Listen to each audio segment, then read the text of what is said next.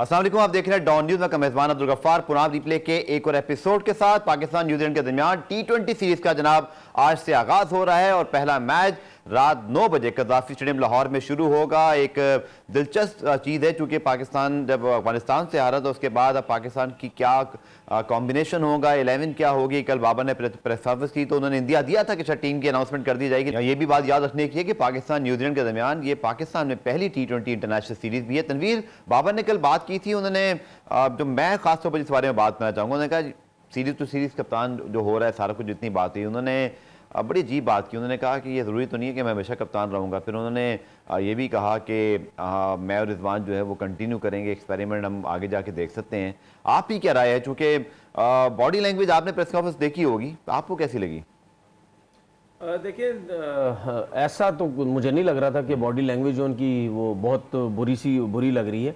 हाँ, अगर आप उन्होंने ये जो बात की कि कप्तान हमेशा मैं तो नहीं रहूँगा, वो तो जाहिर सी बात है, ये पाकिस्तान है। यहाँ आपको पता है कि जो सही चल भी रहा होता है तो उसके पीछे लग जाते हैं, क्योंकि पसंद नापसंद तो यहाँ चलती है। उसके बाद ये भी हमें पता है कि सबको ये पता होता है कि अगर हमारी परफॉर्मेंस एज अ कैप्टन या एज अ प्लेयर अच्छी ना हो तो हम किसी सीरीज में भी हम बाहर हो सकते हैं। उस हिसाब से तो बिल्कुल सही बात बोली। बाकी उन्होंने जो एज अ ओपनर की उन्होंने बात की, देखिए बहुत लोग मुझे कहते हैं कि जो बाबर को नंबर 3 पे आना चाहिए, उनकी जगह कोई ऐसा प्लेयर ओपनर हो जो वाकई स्पेशलिस्ट हो T20 क्रिकेट का, और जो कि हमें पूरी दुनिया में नजर भी आता है। लेकिन अब बात यह है कि जो लोग मुझसे ये सवाल करते हैं, मैं उनसे ये सवाल करता हूं कि बाबर और रिजवान की एज अ ओपनर तो परफॉर्मेंस अच्छी है, बुरी तो नहीं है, आउटस्टैंडिंग है। ठीक है। अगर वो किसी सीरीज में नीचे आते हैं और आप जिस लड़के को लेके जाते हैं ऊपर वो नहीं करता, फिर क्या करेंगे आप लोग? फिर आपका ओपनिंग स्टैंड सारा खराब हो जाएगा, आपकी एज अ ओपनर बड़ी परफॉर्मेंस बहुत बुरी हो जाएगी। तो बात ये है कि ये दुनिया क्रिकेट में बहुत ऐसा हुआ है कि आपके जो प्लेयर्स हैं वो ओपन जाते हैं। अभी हाल ही में, अगर मैं गलत नहीं हूं, मैं विराट कोहली की एग्जांपल दे देता हूं। वो अपनी आईपीएल से, अपनी फ्रेंचाइज से एज ओपनर भी खेल रहे हैं।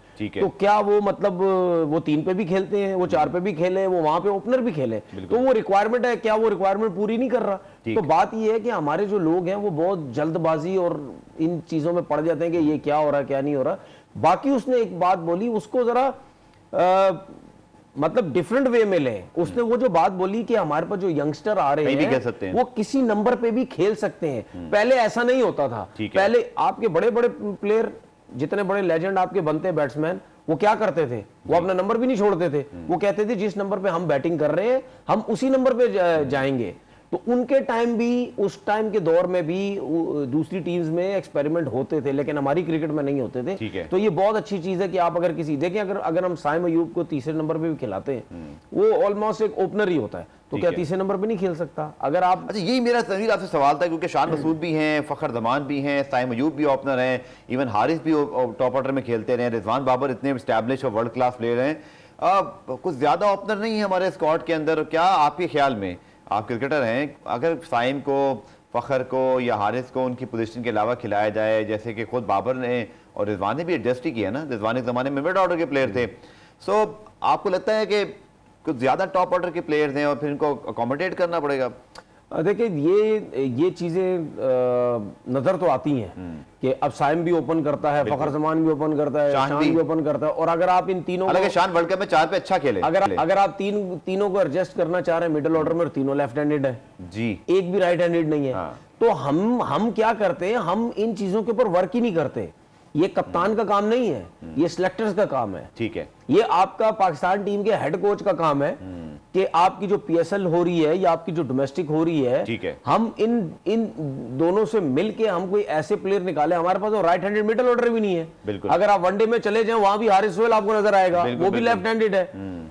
तो हमें राइट हैंडेड जो है वो आपने मिडिल ऑर्डर पकड़ने हैं। ठीक है, हमारे पास ऑफ स्पिनर कोई नहीं है, हमारे पास कोई अच्छा लेग स्पिनर कोई नहीं है, हमारे पास तगड़ा ऑलराउंडर नहीं है, फास्ट बॉलर तगड़ा ऑलराउंडर, हमारे पास कोई लेफ्ट आर्म कोई इतना अच्छा ऑलराउंडर नहीं है, ना ऑफ स्पिन। तो ये चीजें हमें करने की जरूरत है, और ये जमाने से इन चीजों के ऊपर बात हो रही है। बेसिक जो आपने सही बात की, क्योंकि जब स्पेशली हम ऑस्ट्रेलिया जा रहे थे तो हमारे पास चीजों की बड़ी कमी महसूस हुई, लेकिन चूंकि वर्ल्ड कप भारत में तो लगता है ऐसे जैसे स्पिनर्स हमारे पास हैं। मैं एक सवाल आपसे कर लूं, तो 11 लोग जानना चाहते हैं, जो कि ये बड़ी इंटरेस्टिंग बात है कि अब हम किस कॉम्बिनेशन से उतरते हैं। अगर मैं आपसे पूछूं कि व्हाट इज योर लाइकली 11 या जिसको आप प्रेफर करेंगे, क्या आप टीम उतारेंगे आज मैच में?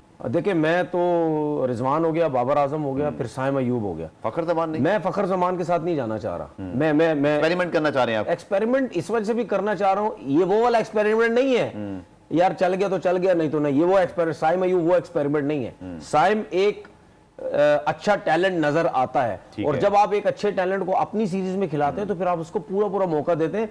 फखर जमान को ना खिलाने का मकसद ये है कि वो स्टेब्लिश तो है, वो टीम का हिस्सा है, लेकिन जब तक आप नए लड़कों को अपनी सीरीज में चांस नहीं देंगे और उसकी फॉर्म कंटिन्यू भी रखें, आप शारजा में जो अफगानिस्तान के खिलाफ, ठीक है, आप उसको रखें। उसके बाद आपके पास फिर शान भी लेफ्ट हैंडेड है, फिर वो भी है, इफ्तिखार है आपके पास, इफ्तिखार भी है, हारिस और इफ्तिखार। ये हारिस को भी आप मुस्तकिल चांसेस दें, क्योंकि आपके पास सेकंड विकेट कीपर है, आप उसको भी लेके चले। फिर उसके बाद इफ्तिखार आता है, तो मेरी टीम तो ये बनती। फिर उसके बाद अमाद वसीम हो गया, फिर शादाब हो गया, फिर नवाज है, आपकी बाकी जो है वो बॉलिंग लाइनअप होती है। लेकिन अभी भी मुझे कहीं ना कहीं ऐसा लगता है कि हमें जो मिडिल ऑर्डर जो है ना, मिडिल ऑर्डर, उसके ऊपर बहुत काम करने की जरूरत है। हमें वीक नजर आता है मिडिल ऑर्डर, क्योंकि ऐसा कोई स्टेब्लिश नहीं है। उसके बाद हमें सबसे बड़ा प्रॉब्लम ये होता है कि हमारे पास फिनिशर कोई नहीं है। बिल्कुल, हमारे हमारे पास कोई नीचे ऐसा प्लेयर नहीं है जो छक्के लगाता हो। शादाब, नवाज, इमाद ये रोल कर सकते हैं यार, मैं आपको बताऊं, ऑलराउंडर नहीं, लोग इनको बहुत हाईली रेट करते हैं। शादाब हो गया या अमाद, नो डाउट इमाद की हालिया फॉर्म अच्छी थी, हाँ, लेकिन अमाद के बारे में आप ये नहीं कह सकते कि ये बहुत टॉप का जो है, वो भी इंटरनेशनल ग्रेड में भी साबित करना है, वो पीएसएल थी। मैं इनको उस लेवल के हिसाब से नहीं, ठीक है परफॉर्मेंसेस चल रही हैं, लेकिन उस हिसाब से मैं नहीं करता। इस किस्म का प्लेयर जो छक्के मारता हो, मतलब 2-3 ओवर में मैच साइड पे करके चला जाए या एकदम बड़ी इनिंग खेल दे कुछ बॉल्स के ऊपर, उसकी बहुत ज्यादा मैं मिसिंग। हमें 11 पे मजीद बात करनी नहीं करते। हम यही सोचते रहते कप्तान कौन है, कप्तान किसको हटाना है, हमारा बंदा कौन आएगा, हम ये करेगा। कभी क्रिकेट बोर्ड की तरफ से ऐसे बयानात कभी नहीं आते कि भाई हमारे पास ये चीजें मिसिंग हो रही हैं, इन चीजों के ऊपर हमें काम करना है। वो अपने ड्रामेबाजियों के चक्कर में लगे रहते हैं कि मेरा बंदा आ जाए, उन्हों बिठा दो, मैं ये कर दूं, भाई इस चक्कर में लगे रहते हो, काम की चीजों पर ध्यान नहीं देते। चले 11 के अंदर जैसे तनवीर ने कहा कि किया, लेकिन एहसानुल्लाह को अगर हम खिलाते हैं तो नसीम, शाहीन, हारिस में से किसी एक को बिठाना पड़ेगा। तो इसमें मैं तनवीर से जरूर राय लूंगा इस शॉर्ट कमर्शियल ब्रेक के बाद। गुलाम रिप्ले में खुशामदीद। पाकिस्तान वर्सेज न्यूजीलैंड जनाब, पहला T20, और तनवीर डेफिनेटली फोकस रहेगा इस पूरी सीरीज पर वर्ल्ड कप के ऊपर ही, क्योंकि आपकी जो ओडीआई टीम है, आपने उसके बड़े मसाइल जो है सॉर्टेड आउट करने। बाबर ने कल ये बात की कि ऐसा नहीं है कि हम सॉर्टेड आउट हैं, हमें बहुत चीज़ों को देखना है। आप क्या वो कौन से पॉइंट्स हैं जिनको आप बताना चाहेंगे? T20 टीम के बारे में तो आपने बता दिया, लेकिन चूंकि वर्ल्ड कप का साल है, ओडीआई सीरीज के बाद है, असल हदफ तो वही है ना हमारा। देखिए, आपने जो बात बोली ना कि किस चीज़ के ऊपर काम करना चाहिए या क्या चीज़ फोकस होनी चाहिए, जिस तरह कप्तानी की बात चल रही है उस हिसाब से तो मुझे लग नहीं रहा कि हम फोकस कर रहे हैं अपनी क्रिकेट के ऊपर, क्योंकि कप्तान को ही हम प्रेशराइज कर रहे हैं। क्रिकेट बोर्ड का चेयरमैन भी बातें इस किस्म की करके प्रेशराइज कर रहे हैं, और लोग भी इसका मकसद ये तो नहीं बाबर का बेस्ट ब्रिंग किया जाए प्रेशर में, नहीं, ऐसा कोई चक्कर नहीं है, और इससे ज्यादा बेस्ट क्या देगा। अगर पाकिस्तान जीत जाता है तनवीर सीरीज तो फिर क्या होगा, और खुदा ना खास्ता हार गए T20 वनडे में फिर क्या होगा? मैं आपको चीज बताऊं, पाकिस्तान अगर ये सीरीज जीत भी जाता है ना बाबर की कप्तानी में, उसके बावजूद भी बाबर के पीछे पड़े रहेंगे, क्योंकि ये एजेंडा शुरू हुआ हुआ, ये रुकने वाला नहीं है। ये उस टाइम तक चलता रहेगा जब तक बाबर आजम को कप्तानी से आप हटा नहीं देंगे, ठीक है ना। ये उस टाइम तक ये चीजें चलती रहेंगी। मैं जो स्टोरी देख रहा हूं ना, जो मुझे समझ आ रही है वो यही है, क्योंकि किसी को सुकून नहीं आएगा जो लोग लगे हुए इसके पीछे। खैर, इज्जत देने वाला वनडे सीरीज पर क्या, लेकिन वनडे सीरीज में मेरे ख्याल में देखिए, वनडे में थोड़ा सा एक्सपीरियंस चाहिए होता है। T20 क्रिकेट में तो आप कोई भी अच्छा खेल गया, बैट्समैन खेल गया या बॉलर ने एक आध ओवर अच्छा कर दिया तो आप जीत जाते हैं, लेकिन वनडे की जरा क्रिकेट डिफरेंट होती है। उस हिसाब से देखा जाए तो हमारे पास ऐसे प्लेयर्स हैं वनडे में कि वो थोड़ा सा सेंसिबल तरीके से क्रिकेट खेल सकते हैं, लेकिन वनडे में भी अभी मैं समझता हूँ कि जो हमें मिडिल ऑर्डर है वो हमें थोड़ा सा वीक नजर आता है। हारिस सोहेल को लिया तो है, लेकिन हारिस सोहेल ने लास्ट जो सीरीज खेली उसमें आप परफॉर्मेंस देख लें, कोई परफॉर्मेंस नहीं थी, क्योंकि उनकी डोमेस्टिक की कोई परफॉर्मेंस नहीं थी, वो वैसे ही उनको लेके आ गए। तो आप क्या समझते हैं? मेरा एक आपसे सवाल है कि T20 में ज्यादा आपको स्ट्रॉन्ग टीम लगती है या वनडे में ज्यादा स्ट्रॉन्ग लगती है? ऑब्वियसली पाकिस्तान T20 में हमेशा से बेहतर टीम है। वनडे में नहीं लगती है? वनडे में इसलिए नहीं, क्योंकि वहाँ पे मैंने चेक किया है कि आपकी जो लॉन्गेटिविटी है ना बैटिंग में तनवीर, अगर आपका टॉप 3 को दाना खास्ता कहीं मतलब क्रम्बल लंबी नहीं होता है, खेलने वाला कोई नहीं तो है। फिर नीचे आपके पास प्लेयर नहीं है, जो कि 50 ओवर खेलना मुश्किल हो जाते हैं हमारे लिए। अब ये देखो, ये बात मैं और आज दोनों आप आज भी कर रहे हैं, तो ये क्या क्रिकेट बोर्ड को नजर नहीं आ रही चीजें जिसके ऊपर हम बात करते हैं कि भाई क्या क्या चीजें हमने स्ट्रांग करनी है। ठीक है। हमारा एक बाबर आजम अगर बैठ जाए ना, तो आपकी पूरी टीम को टेम्परेचर हो जाएगा, बुखार चढ़ जाएगा कि बाबर आजम नहीं खेल रहा, अब क्या करेंगे, रन्स कौन करेगा। तो यही चीजें हमें इन चीजों पे काम करना है। बॉलिंग को तो आप साइड पे कर दें, फास्ट बॉलर का तो मसला ही नहीं है। शाहीन बैठ जाए, हारिस रऊफ बैठ जाए, कोई भी बैठ जाए, हमें पीछे बॉलर ही बॉलर है। लेकिन जिस चीज के ऊपर हमने काम करना है उस चीज पे हम काम नहीं करते। चलिए तनवीर, कंडीशंस की कुछ बात कर लेते हैं, जो कि हमने पीएसएल में देखा था। रावलपिंडी के मुकाबले में लाहौर में कंपेटिटिव मैचेस हुए थे। कल बाबर ने भी कहा, हंस के भी कहा, शायद 190 और 200 ही बन जाए, लेकिन 170-80 लगता है पार स्कोर होगा इधर, और 190 could be a match winning. लेकिन शायद ड्यू फैक्टर तो अब होना नहीं है, क्योंकि अब वो सर्दी वाला मौसम तो रहा नहीं। सो कंडीशन तो डेफिनेटली तनवीर, अगर मैं आपसे आखिर में पूछूं, हमें क्लीन स्वीप करना चाहिए। न्यूजीलैंड की ऑलमोस्ट बी टीम है, हालांकि आपने कल कहा था। मैं नहीं समझ सकता, मुश्किल है। मैं नहीं समझता कि, मुझे ऐसा लगता है कि क्लीन स्वीप नहीं होगा। ठीक है, सीरीज जीत सकता है पाकिस्तान, टी20 की मैं फिलहाल बात कर रहा हूँ। सीरीज जीत सकता है, लेकिन एक आध मैच तो जीतेगा न्यूजीलैंड, क्योंकि वो ऐसी टीम ना समझे, उनके पास वो सीनियर प्लेयर्स नहीं है, लेकिन कुछ ऐसे सीनियर प्लेयर, कुछ ऐसे प्लेयर्स हैं जो न्यूजीलैंड से खेलते हुए आ रहे हैं। वो बीच में कहीं ना कहीं टीम में उनकी सिलेक्शन जो है बनती रहती है, तो एक्सपीरियंस है। ऐसा नहीं आप समझे कि उनके पास बिल्कुल एक्सपीरियंस नहीं, वो टफ टाइम जो है वो दे सकते हैं। बाबर अगर 3 मैच जीतते हैं मजीद 5 में से, अल्लाह करे वैसे तो 5 मैच जीत जाए, तो वो फिर पाकिस्तान नहीं बल्कि दुनिया के सबसे मोस्ट सक्सेसफुल T20 कैप्टन होंगे। तनवीर, ये हेडलाइन भी तैयार रखनी है आपने।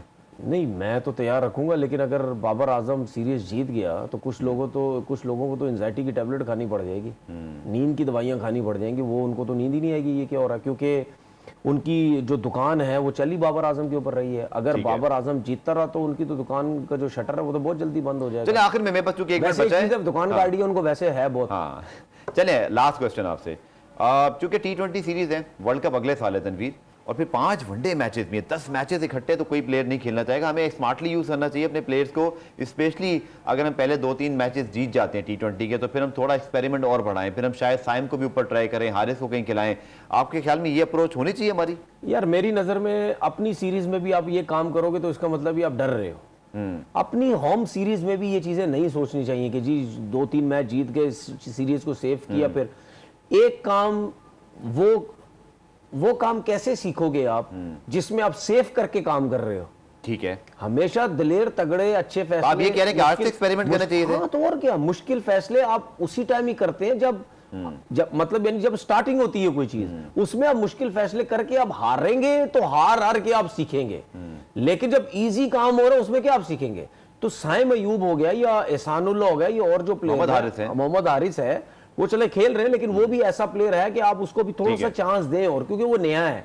तो जब आप ऐसे लड़कों को खिलाएंगे तो फिर डरने चलिए आखिर में जैसे वर्ल्ड कप में हम करते हैं जनाब, PSL में सॉरी वर्ल्ड कप में भी करेंगे इंशाल्लाह। Match prediction quickly. Pakistan today for me is Pakistan as well, because team है पाकिस्तान की। बस बात वही है, तनवीर ने जो बात की कि आप अपने कैप्टन को जो स्ट्रॉन्ग करें ना, तो टीम खुद ब खुद स्ट्रॉन्ग हो जाएगी। पुराना रिप्ले में आज के लिए इतना ही। कल इस मैच के बाद एनालिसिस के साथ हाजिर होंगे 3:30 बजे में ज्वाइन कीजिएगा। तब तक के लिए अल्लाह हाफिज।